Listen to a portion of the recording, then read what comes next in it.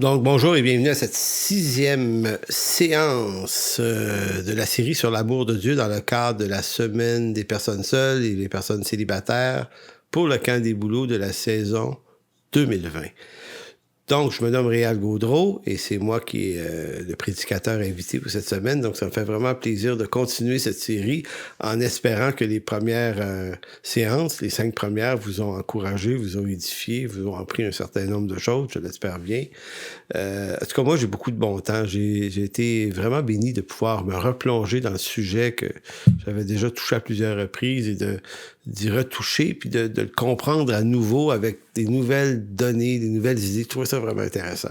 Donc, lors de la dernière séance, la 5, donc, on avait abordé toute la question de ce qui est en nous brisé par l'ancienne vie qu'on a, dans laquelle on est né, la vie d'Adam. Donc, j'avais parlé de toutes les pathologies, là, et cette espèce de folie qui nous habite. Et lorsqu'on arrive au Seigneur, on arrive souvent avec des cœurs brisés, puis des difficultés, puis on a besoin de restauration, on a besoin de guérison, on a besoin de compréhension, besoin de pardon, de restauration. Bref, il y a un gros sentier de construction puis de déconstruction dans nos cœurs. Et ce dont on est en train de parler, c'est de comment l'amour de Dieu, lui, devient un outil, un levier, un moyen entre les mains de Dieu pour venir opérer un certain nombre de guérison, de délivrance, de restauration. Et ce qu'on essaie d'explorer maintenant dans cette 6e séance, c'est à quoi on reconnaît qu'il s'est passé quelque chose et que ça semble fonctionner dans nos vies. Donc, comment l'amour de Dieu est porteur d'effets dans nos vies qui viennent changer la qualité de nos relations et de notre rapport, non pas seulement à Dieu, mais aux autres. Puisqu'on a déjà dit clairement que l'amour de Dieu nous est donné, mais que nous, on a tendance à le redimensionner, malheureusement. On le redimensionne en fonction des blessures et des affaires qui nous sont arrivées. Donc, il se peut qu'on le saisisse mal, qu'on le gère mal, qu'on le comprenne mal, cet amour de Dieu-là. Ce qui ne veut pas dire que c'est obligé qu'on reste comme ça, puisque cet amour est grand, cette grâce est puissante, l'Évangile est puissant pour venir transformer aussi nos vies. Et moi, j'ai vu ça beaucoup, des gens extrêmement amochés lorsqu'ils sont arrivés à Jésus-Christ. Et des années plus tard, il y a eu une transformation là, évidente qui s'est passée dans nos vies. Et j'en ai vu d'autres où la transformation est pas tout à fait évidente. On sent que les blessures occupent encore beaucoup de place. Et ça se manifeste par de la querelle, de la colère, des animosités et des fruits semblables. Donc, nous savons que l'amour de Dieu est pleinement mature en nous lorsque la qualité de notre rapport avec Dieu vient transformer la qualité de notre rapport aux frères et aux sœurs. D'où l'importance d'appartenir à une église locale et de ne pas se faire un christianisme à soi tout seul, ce qui est une utopie. C'est peut-être un peu facile de finir par se dire « Ouais, mais toutes les églises sont pas très bonnes, j'aime pas ci, j'aime pas ça. » Donc, je finis par aimer juste être avec moi-même. Mais l'Écriture, à l'évidence, nous place dans une conjoncture d'être en relation avec des frères et des sœurs. Et c'est le texte que Paul, en fait, que Jean, et c'est ce qu'on va lire tout à l'heure dans 1 Jean chapitre 4. Donc, l'amour de Dieu ne peut faire autrement de nous conduire à aimer les frères. En ce sens, l'apôtre Jean, et c'est ce qu'on verra tout à l'heure, nous amène à saisir que l'amour de Dieu, comment vous dire ça? L'amour de Dieu ne nous est pas seulement donné pour nous-mêmes, mais pour qu'il se déverse de nous vers les autres. Donc, c'est comme un ruisseau qui continue. L'amour du Père a été donné au Fils. On va voir ça dans la séance 7. Et l'amour dont le Père a aimé le Fils, lui, a aimé les siens de ce même amour-là. Donc, nous, cet amour-là, bien reçu, nous amène à aimer les gens. C'est nécessaire. Donc, c'est la guérison de l'amour de Dieu, en d'autres mots, opère une guérison qui nous rend, par restauration, capable maintenant d'aimer des gens. Il y a un bémol, cependant, que je tiens à faire parce qu'on est évidemment dans un temps de l'histoire de l'Église où il y a certaines confusions entourant l'amour. On entend souvent l'idée que l'amour nous amène à ne jamais juger un frère. Donc, s'il y a une situation, on va sortir les versets, mais qui es-tu, toi qui juges ton frère, et ainsi de suite. Et là, on a l'impression que l'Écriture dit deux choses contradictoires. D'un côté, il y a des textes qui nous disent de juger des frères, puis d'un côté, il y a des textes qui nous disent de ne pas juger un frère. Je tiens à préciser que dans l'évangile de Matthieu, si ma mémoire est bonne, c'est au chapitre 7, ce que Jésus disait sur le jugement de ne point juger, c'est-à-dire de ne point juger à partir de nos propres valeurs à nous, mais rappeler un jugement de Dieu sur un comportement, ce n'est pas juger, c'est rappeler le jugement de Dieu. C'est pas la même affaire que de simplement être toujours en train de juger selon sa propre perception les gens autour de soi.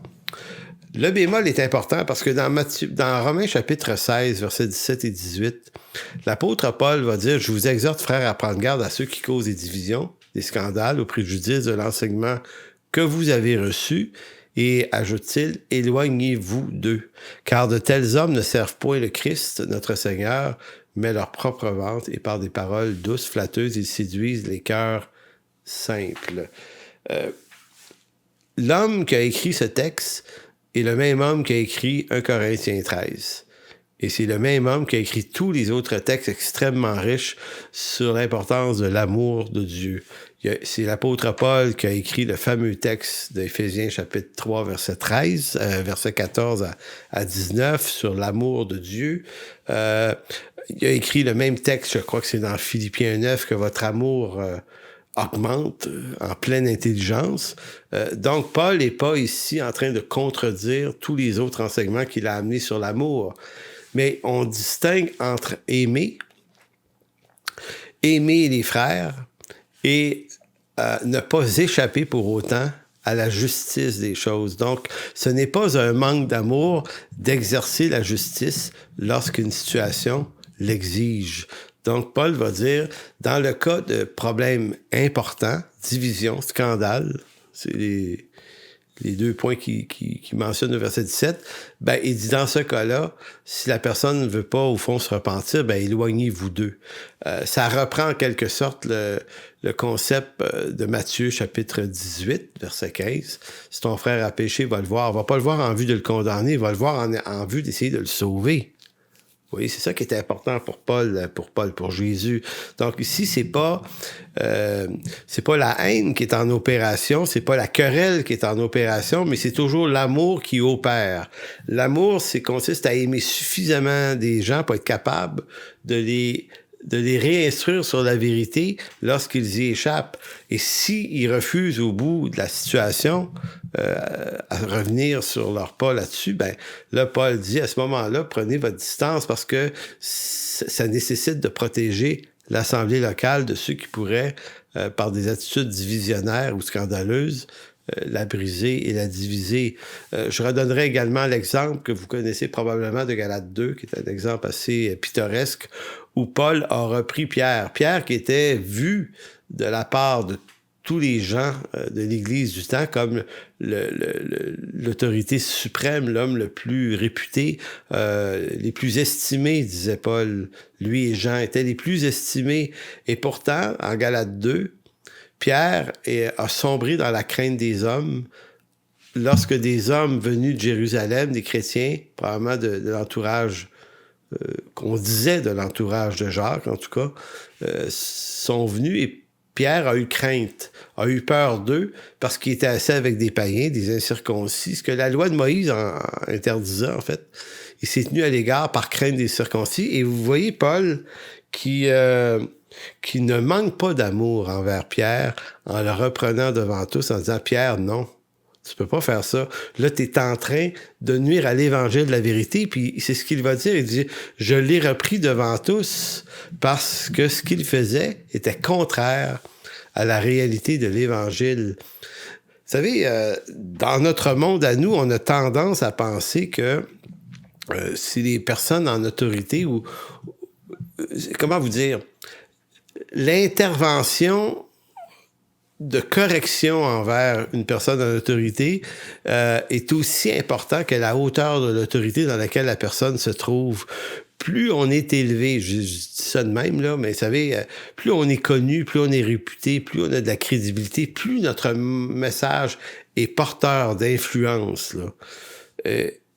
La faiblesse qu'on a, c'est qu'on se dit « Ah, j'oserais pas le reprendre, il est trop connu, il est trop important, je voudrais pas briser quelque chose, par peur de nuire à un système, on va laisser passer parce que c'est quelqu'un de connu. » S'il l'était moins, on le reprendrait. Mais voyez-vous, l'Écriture instruit le contraire. Plus une personne est élevée, plus elle est engagée dans un témoignage de qualité qui fait que ses gaffes vont avoir un impact beaucoup plus grand qu'une personne inconnue. Donc, ce que Pierre faisait là, en se tenant à l'écart, c'était extrêmement grave. Mais c'était encore plus grave parce que c'était lui qui le faisait. Donc, c'est pour ça que Paul le reprend. Maintenant, c'est une forme d'amour, ça aussi. C'est que Paul aime assez son frère Pierre pour pas le laisser s'embourber dans un faux témoignage de l'Évangile. Puis Paul aime assez les gens qui étaient là, parce que c'est des païens, pour qu'eux se fassent pas avoir dans cette fausse manœuvre-là, qui est un mensonge. Donc, l'amour de Dieu et l'amour du frère n'exclut pas une intervention, voire même disciplinaire. Donc, faut pas penser que l'amour de Dieu exclut toute forme de gestion, de jugement. Ça fait aucun bon sens par rapport à l'Écriture de penser ça. Cependant, distinguons entre intervention disciplinaire pour des raisons évidemment sérieuses et intervention qui serait juste du domaine de la querelle.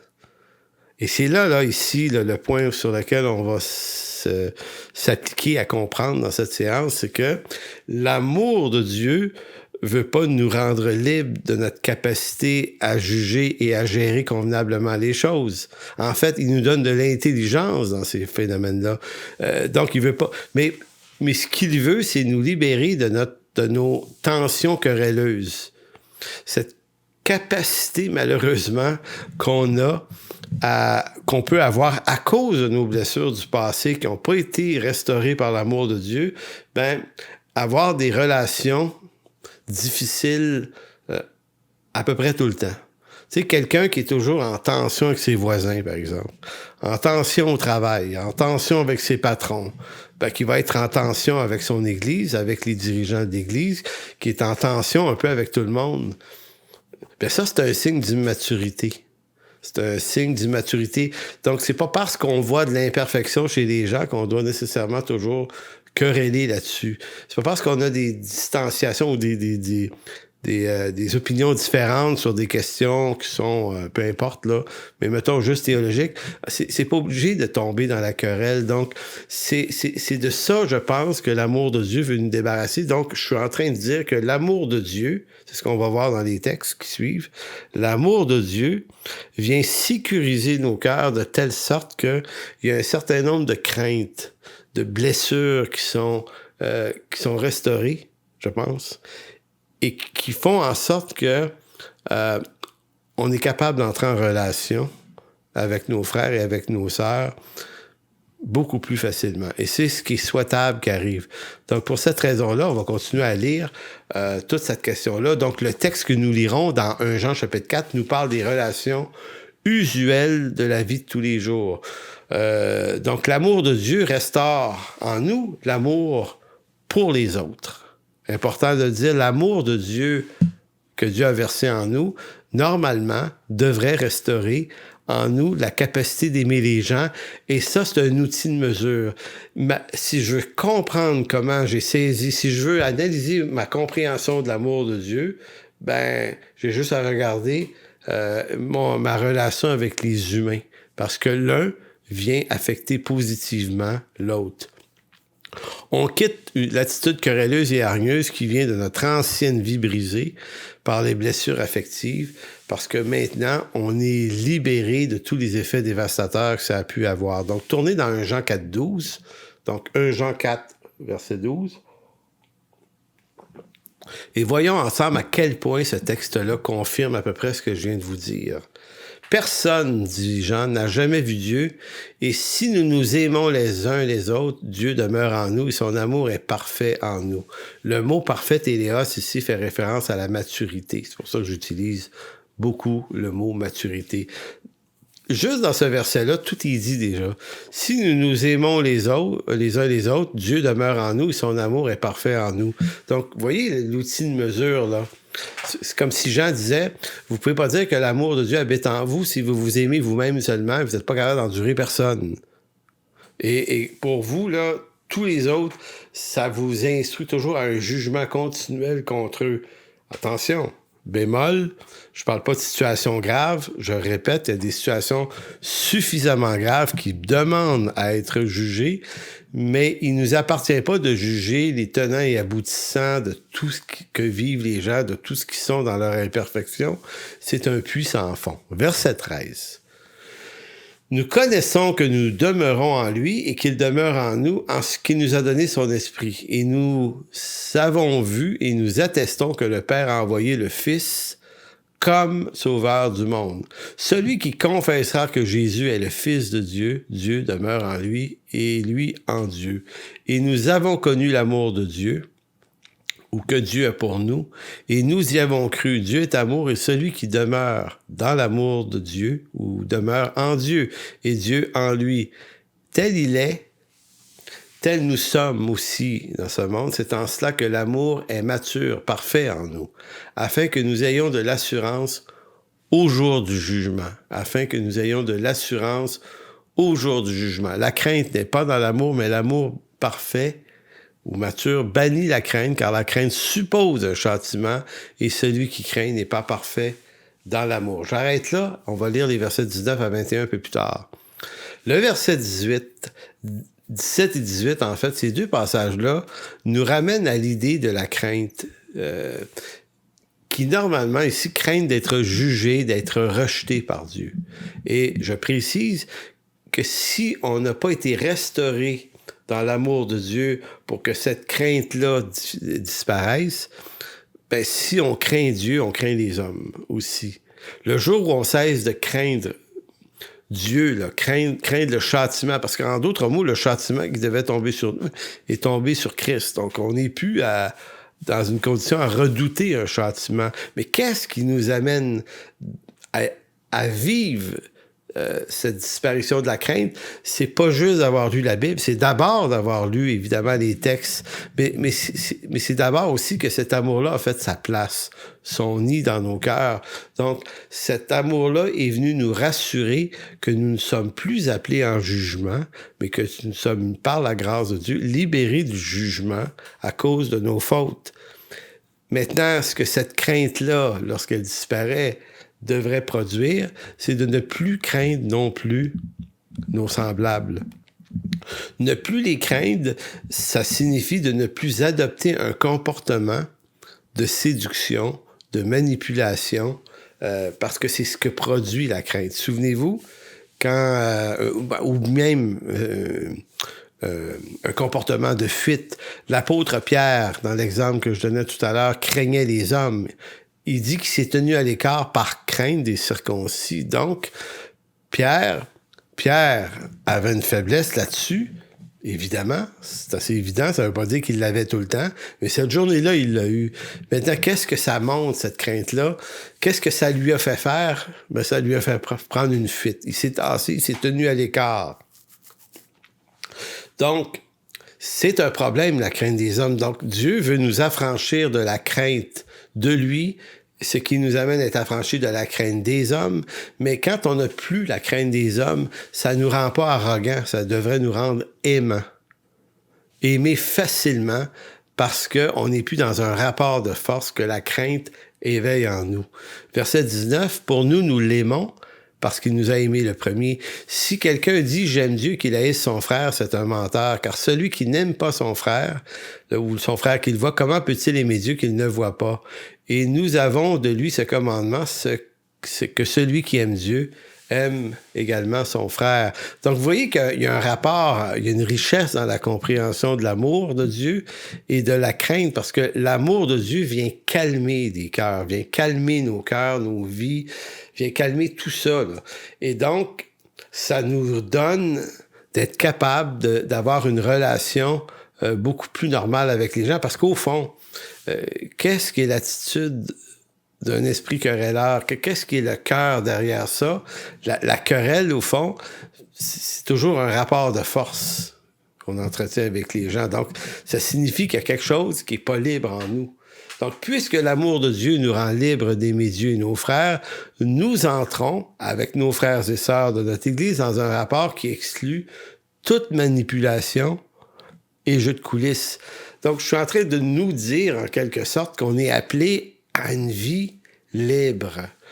Donc, notre appartenance à Christ nous amène à avoir une appartenance à l'Église à la fois universelle, mais qui, dans le monde des hommes, se manifeste par la présence d'églises locales.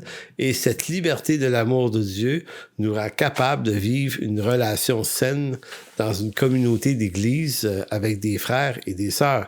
En autant que l'Église, évidemment, faut peut-être préciser que c'est peut-être vrai qu'il y a des églises qui manquent d'équilibre, qu'il y a des églises qui ont peut-être un très mauvais enseignement ou qui ont une ambiance absolument terrible.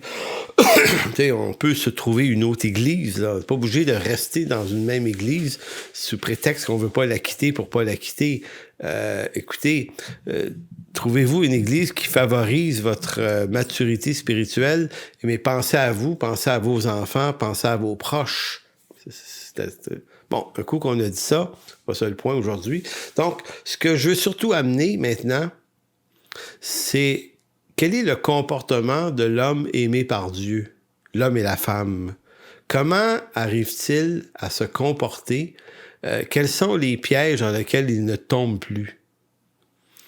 Dans Luc 20, verset 21, vous avez ce Jésus qui en est la matrice la plus évidente.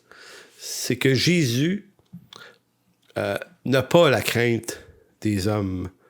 Évidemment, il n'a pas la crainte de son Père. Donc, à partir du moment où il ne craint point son Père, ben, sa relation avec les hommes, puis n'étant pas contaminé par le péché, il est capable d'avoir une relation vraie et complètement honnête et saine avec les hommes. Et les gens qui l'entouraient s'étaient rendus compte de ce point-là. Maître, là je dis ça dans Luc 20, 21, Maître, nous savons que tu parles et enseignes droitement, et que tu ne regardes pas l'apparence, mais que tu enseignes la voie de Dieu selon la vérité. Petit verset qui semble dire rien de si extraordinaire que ça. En fait, arrêtons-nous juste un instant pour y penser comme il faut. En disant qu'ils ont remarqué que Jésus enseigne droitement, qu'il ne regarde pas à l'apparence des hommes et qu'il enseigne la voie de la voie de Dieu selon la vérité, ils sont en train de dire que normalement, c'est pas ça qui se passe avec un enseignant. Ou ça doit être rare, les enseignants comme ça.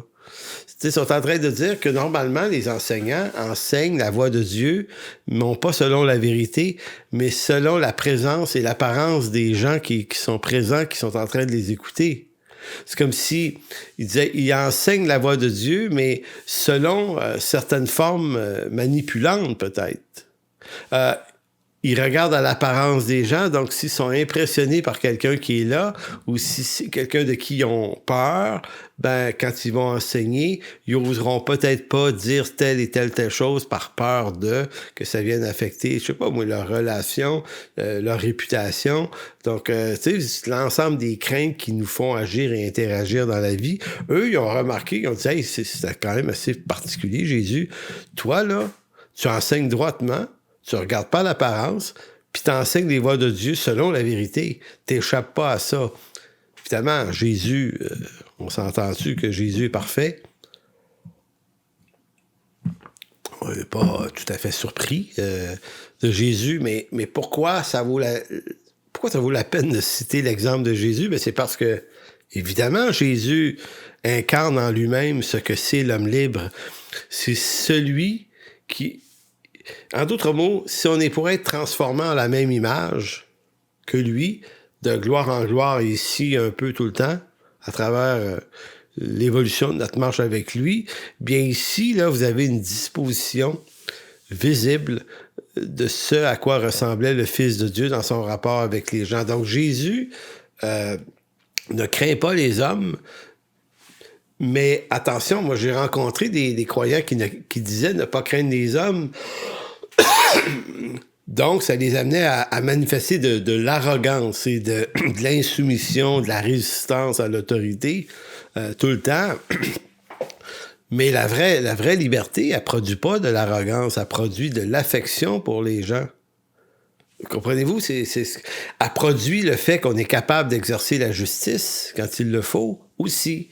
Mais elle produit pas de l'arrogance, elle produit pas de la justice propre, elle produit pas de la distance, elle produit la qualité d'un esprit sain et équilibré, maintenant affranchi de ses arrogances et de son attitude querelleuse, est capable d'entrer en relation avec des hommes et des femmes, malgré leurs faiblesses, malgré leurs imperfections, malgré leur caractère, capable de vivre avec ce que sont les gens autour de lui. Donc, on s'entend. Ce qui permet de garder distance avec des gens, c'est lorsqu'il se passe des choses graves avec eux. Mais ici, je pense que Jean faisait référence aux relations usuelles et normales dans une église. Donc, un croyant mature qui a vraiment saisi comme il faut l'amour de Dieu est rendu capable d'aimer à son tour. Donc, chercher l'amour est un piège. C'est la deuxième partie de cette séance à laquelle on va continuer de s'intéresser dans les 7-8 dernières minutes qui restent. Je veux montrer en quelque sorte différents pièges. Et là, je veux être bien compris parce que c'est dans l'exercice de la vie courante de tous les jours. Tu sais, recevoir l'amour de Dieu, c'est dans la relation secrète avec Dieu, c'est dans l'enseignement, l'instruction, ce qu'on vit avec Dieu. Donc, il y a quelque chose qui est du domaine de l'intimité ici. Mais comment on sait que ça se passe bien dans l'intimité? Ben, c'est par le fruit que ça produit. Le fruit de l'esprit qui est l'amour envers les gens. Donc, cette pathologie du cœur qui se laisse conduire par les émotions issues d'un environnement déréglé d'auparavant conduit le chrétien à chercher l'amour de Dieu comme on cherche l'amour du monde. Ici, là, je décris le comportement d'un croyant qui est pas libre. Et s'il n'est pas libre, c'est parce que mal saisi l'amour de Dieu, donc il est coincé dans ces pathologies qu'il reproduit. Donc, son rapport à l'Église locale peut en faire une personne qui va être capable de se donner un esthétisme de foi, un esthétisme de zèle, mais un faux zèle. Et c'est terriblement facile d'adopter un faux zèle dans notre relation avec Dieu parce qu'on a la crainte des hommes, on va tenter de faire ce qu'ils veulent, quelquefois au détriment de la volonté de Dieu qu'on connaît. Donc, je vous nomme 5 pièges. La séduction, 1, le mimétisme, 2, l'obéissance trompeuse, 3, l'activisme, 4, et le rigorisme, 5. Il y en a peut-être d'autres, mais je veux m'attarder sur ces 5 pièges-là dans lesquels il faut éviter de tomber ou, à la limite, ces 5 pièges par lesquels on peut peut-être reconnaître où est-ce qu'on en est dans la maturité avec Dieu et avec les frères et sœurs. Donc, le premier piège, c'est celui de la séduction. Donc, voyez l'image. On va dans une assemblée locale, il y a des hommes, il y a des femmes, il y a tout le monde, on veut être là. Et là, pour se faire accepter, ben, on joue du jeu de séduction. Séduction spirituelle ici, là, évidemment. Donc, faire les bonnes choses spirituelles de la bonne manière. Pas parce qu'on en a la conviction, mais parce qu'on sait qu'il faut faire un certain nombre de choses. Donc, en se créant un personnage, on se crée un personnage qui n'est pas vraiment nous. Donc, on séduit, là, tu sais, on donne l'impression d'être quelqu'un qu'on n'est pas exactement. Et ça en vue d'obtenir l'attention des hommes et des femmes de cette Église, de ses diacres, de ses anciens, de ses dirigeants, de ses pasteurs. Voyez-vous, Non. Ça, c'est un comportement affecté. Maintenant, on n'est pas supposé d'être en condition de séduction. On est supposé d'être en condition de relation réelle. Et ça paraît. Hein? Quand on a fait du pastorat longtemps, on voit très bien comment les gens agissent. On voit très bien qu'ils essayent de... Quand on est pasteur, ils essayent de dire comme nous pour se faire accepter de nous. J'ai toujours redouté des gens qui étaient complètement tout le temps et trop souvent tout le temps parfaitement d'accord avec moi. Ça paraissait affecté. Je me dis, OK, ce qu'il veut, c'est mon approbation et personnellement, je trouvais ça malsain. C'est pas que j'aime pas avoir l'approbation des gens ou être moi-même approuvé des gens. Ce que je veux dire, c'est que si ça se passe, il faut que ça se passe pour les vraies et les bonnes raisons. Donc ça, c'est la séduction. Le deuxième piège, c'est le mimétisme. En d'autres mots, mimer, faire comme, faire pareil que.